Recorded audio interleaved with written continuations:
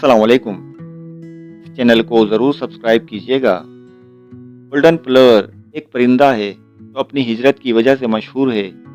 یہ ہر سال امریکی ریاست الاسکا سے ہوائی کے جزیرے تک 4000 کلومیٹر کی پرواز کر کے ہجرت کرتا ہے۔ اس کی یہ پرواز 88 گھنٹوں پر محیط ہوتی ہے، اس میں وہ کہیں نہیں ٹھہرتا۔ راستے میں کوئی جزیرہ نہیں اور یہ پرندہ تیر بھی نہیں سکتا۔ درمیان میں کہیں سستانا ناممکن ہے۔ جب سائنسدانوں نے اس پرندے پر تحقیق کی تو ان کو پتہ چلا کہ اس پرندے کو یہ سفر مکمل کرنے کے لیے تقریباً 88 گرام چکنائی کی ضرورت ہوتی ہے، جبکہ حقیقت میں اس پرندے کے پاس پرواز کے ایندھن کے طور پر تقریباً 70 گرام چکنائی دستیاب ہوتی ہے۔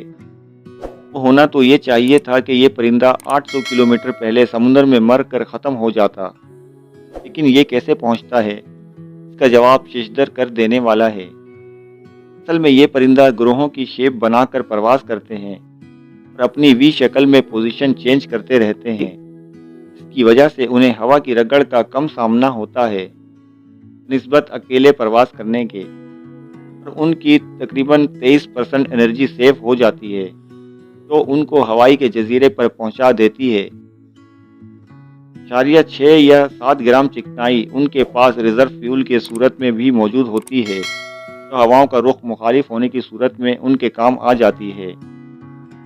تو ہم پوچھتے ہیں، کون اللہ کے انکار کی جرات کر سکتا ہے؟ پرندہ یہ کیسے جان سکتا ہے کہ اس کو سفر کے لیے کتنی چکنائی درکار ہے؟ راستہ اسے کون بتاتا ہے؟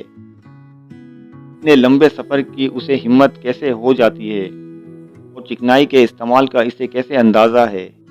اور وی شیپ میں سفر کرنے کا طریقہ اس کو کس نے سکھلایا؟